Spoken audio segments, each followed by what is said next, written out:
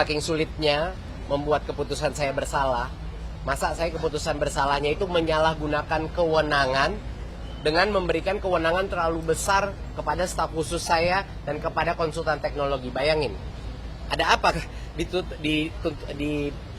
vonis 10 tahun penjara karena saya memberikan kewenangan yang terlalu besar.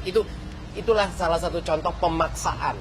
Jadi tolong jangan sampai lupa, pada waktu jaksa mengajukan banding, jam pitusnya belum diganti. Ya. Pada waktu jaksa mengajukan banding, jam pitusnya belum diganti. Nah, itu silakan terjemahkan saja.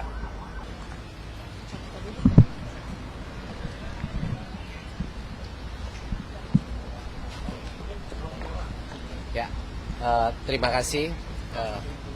Alhamdulillah hari ini sidang banding pertama berjalan lancar. Kelihatan sekali bahwa di sini ketiga hakim itu bertindak sangat bijak dan juga independen, karena hari ini diperbolehkan kami membawa 5 saksi.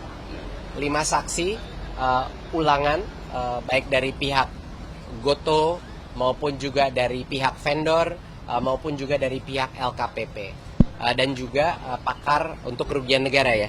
Tadi juga. Jadi alhamdulillah Hakim Pengadilan Tinggi telah memberikan kami kesempatan untuk mengutarakan poin-poin yang akan membuktikan bahwa kasus ini seharusnya tidak menjadi kasus. Poin yang pertama adalah kerugian negaranya tidak nyata. Luar biasa, ada kasus korupsi di mana pengadaan laptop dibeli di bawah harga pasar bisa disebut kerugian. Padahal audit BPKP sebelumnya menyebut tidak ada kerugian. Dan kedua, tidak ada konflik kepentingan. Hal-hal yang terjadi hanya karena tahunnya sama, dikait-kaitkan seolah-olah itu ada kausalitasnya. Ya. Tidak ada kerugian, tidak ada konflik kepentingan. Dan ketiga adalah tidak adanya unsur kesengajaan atau persekongkolan. Bayangkan, kenal saja dengan 2 terdakwa lainnya saya tidak. Tapi disebut persekongkolan bersama-sama. Jadi hari ini saya optimis, mungkin ini adalah memberikan angin baru untuk keadilan di Indonesia, di mana baik reformasi dalam institusi kejaksaan dan juga hakim-hakim yang lebih objektif dan independen bisa memberikan keadilan untuk saya dan harapannya ke depannya untuk semua orang-orang yang dikriminalisasi. Terima kasih. Semangat Nadiem. Ya, kita hanya tadi tidak menanggapi apa yang disampaikan oleh rekan jaksa penuntut umum ya, tapi tadi hakim sudah mengambil keputusan. Jadi tadi kemungkinan rekan-rekan jaksa penuntut umum ini tidak menyimak apa yang kita sampaikan. Memang semua saksi ini sudah diperiksa, betul.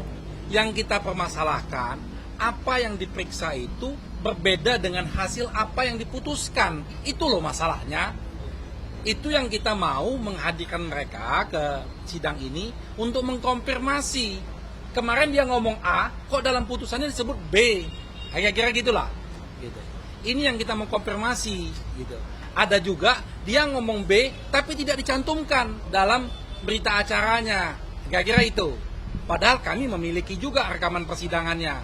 Jadi alhamdulillah hakim merespon positif ya. Memori banding kami disebut sangat lengkap dan sangat mudah untuk dicerna. Itu satu penghargaan yang luar biasa dari majelis hakim. Kami tujuannya hanya untuk memudahkan majelis hakim melihat masalah ini secara mudah. Jangan membingungkan majelis hakim. Ini loh masalahnya. Fakta-faktanya bunyinya seperti ini rekamannya, ini data-datanya, tapi putusannya bunyinya seperti ini.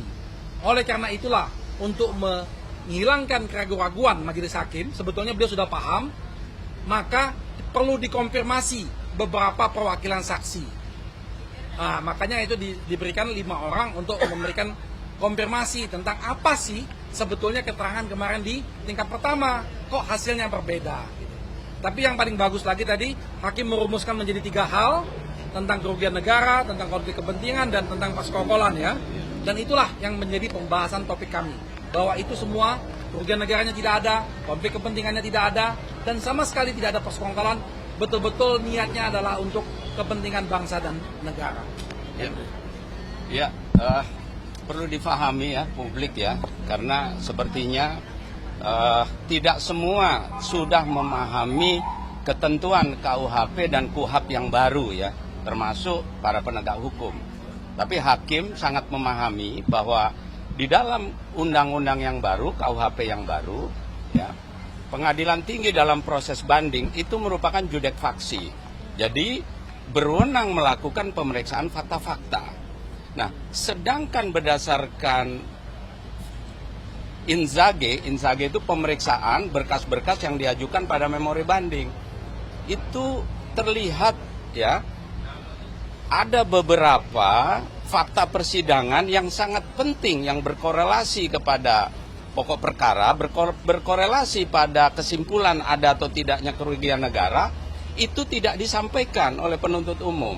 Nah, jika hal ini dengan sengaja ya tidak menyampaikan, itu ada kesengajaan, maka berdasarkan KUHP yang baru pasal 278 itu ada sanksi pidananya karena masuk dalam kualifikasi perintangan pengadilan atau miscarriage of justice ya.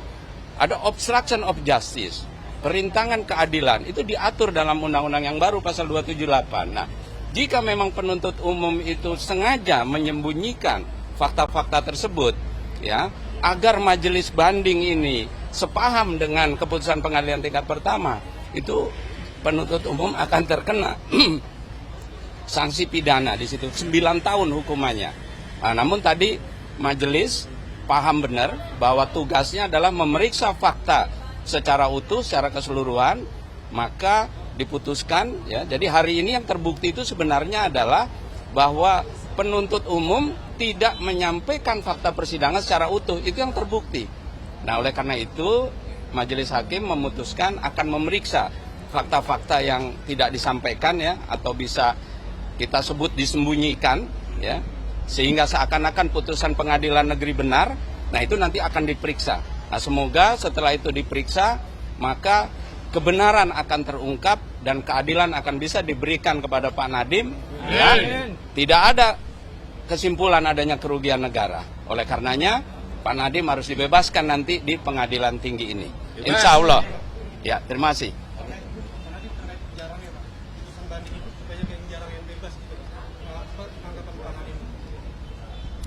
Ya, saya optimis. Saya optimis karena beberapa alasan. Yang pertama adalah kasus kita. Kasus kita luar biasa kuatnya. Bahkan orang awam pun bisa sangat mengerti di mana tidak ada kerugian negara, tidak ada unsur korupsi. Saking sulitnya membuat keputusan saya bersalah, masa saya keputusan bersalahnya itu menyalahgunakan kewenangan dengan memberikan kewenangan terlalu besar kepada staf khusus saya dan kepada konsultan teknologi. Bayangin, ada apa vonis 10 tahun penjara karena saya memberikan kewenangan yang terlalu besar. Itulah salah satu contoh pemaksaan. Jadi kasus kami sangat kuat. Satu unsur saja dari 3 unsur ini harus wajib bebas. Ini 3-tiganya unsurnya tidak ada. Tidak ada kerugian negara, tidak ada perlawanan hukum, tidak ada penyalahgunaan kewenangan maupun konflik kepentingan. Itu sudah sangat jelas. Tidak ada abu-abunya ini kasusnya. Itu pertama kenapa saya optimis. Kedua adalah kami dan penasihat hukum juga telah melaporkan kepada Komisi Yudisial adanya indikasi tekanan-tekanan atau intimidasi kepada hakim di tingkat pengadilan negeri.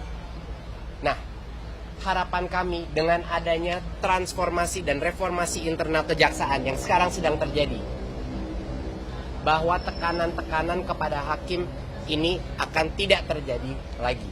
Bahwa hakim bisa independen, hanya mengikuti fakta pengadilan dan bisa mengikuti hati nurani mereka.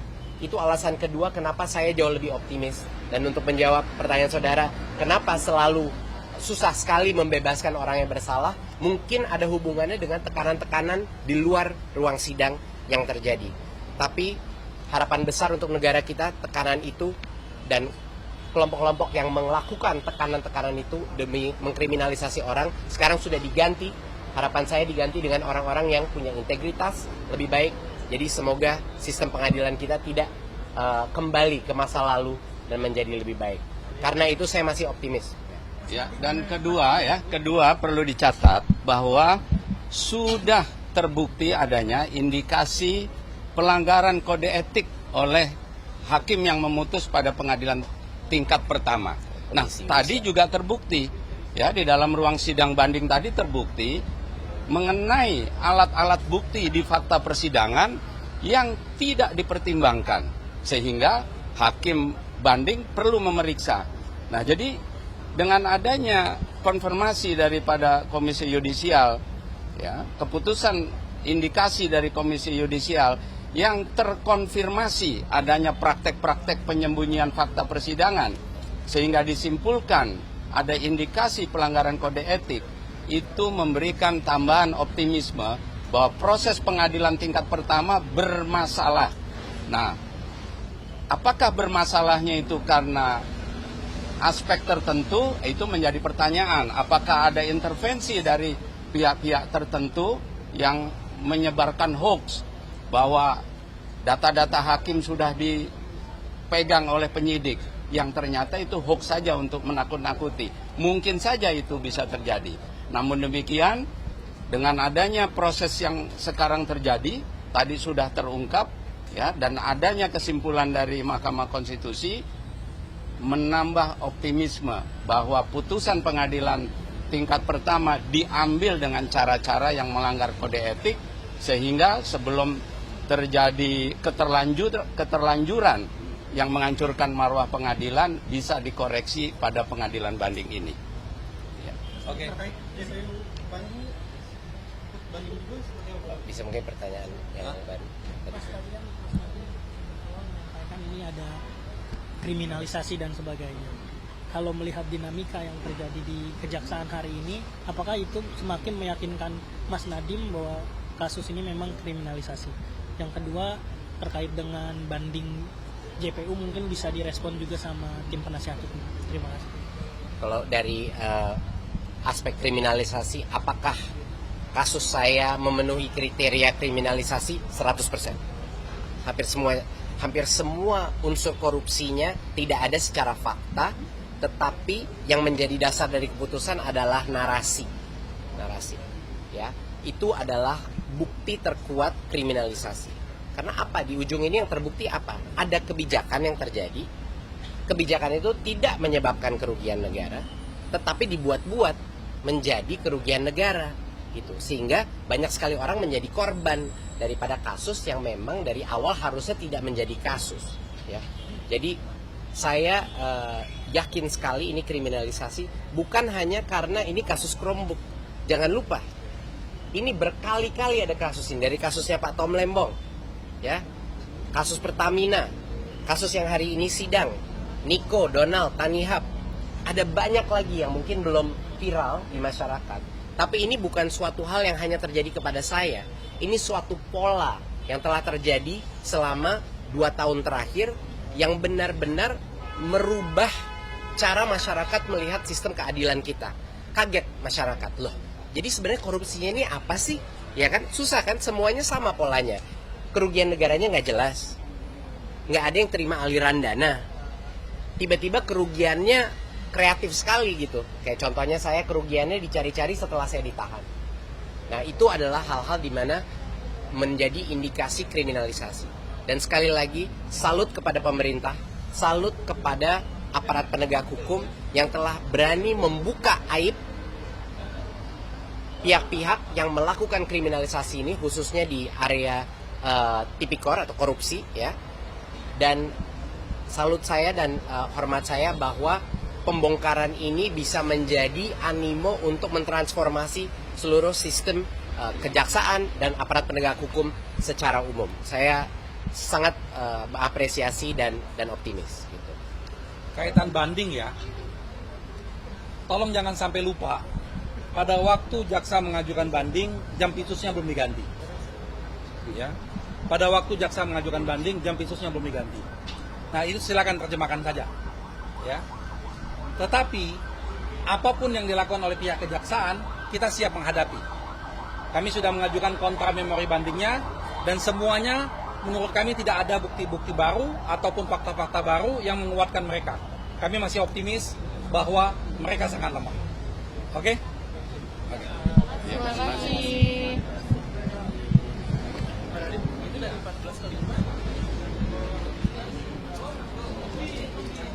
Saya rasa ya memang tidak ideal, tapi alhamdulillah masih bisa mewakili setiap unsur dari